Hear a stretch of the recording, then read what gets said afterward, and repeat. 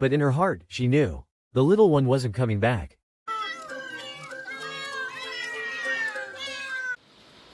Kiwi, a sleek black cat with eyes like golden orbs, nestled herself deeper into the warm, soft drawer.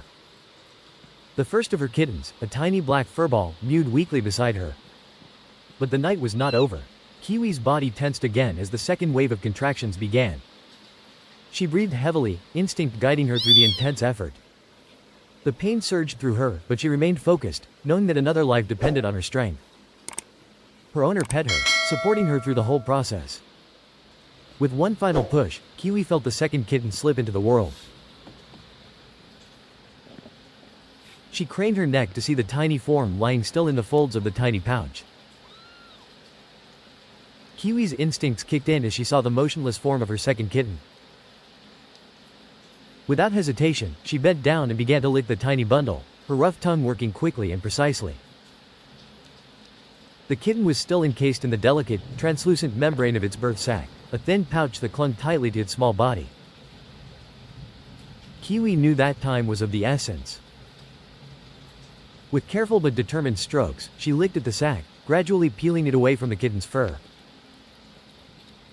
Kiwi's heart raced as she continued to lick the tiny, fragile form of her newborn kitten. She worked with an urgency driven by both instinct and desperation, trying to free the kitten from the birth sac that clung stubbornly to its tiny body.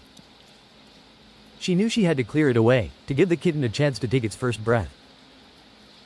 The seconds felt like an eternity as Kiwi waited for the kitten to gasp, to make that first precious cry of life. But the little body remained still, unnervingly silent.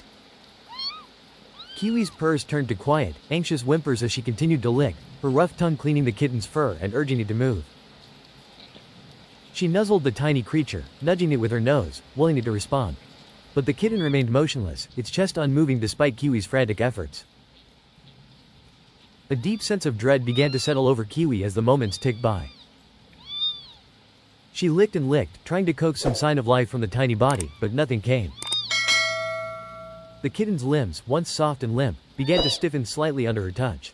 The silence was unbearable. She licked it one last time, her touch gentle now, as if she feared breaking something even more fragile. But in her heart, she knew. The little one wasn't coming back. Despite all her efforts, all her love, she couldn't bring her baby back. Eventually, the living kitten mewed softly, reminding her that she still had a life to nurture.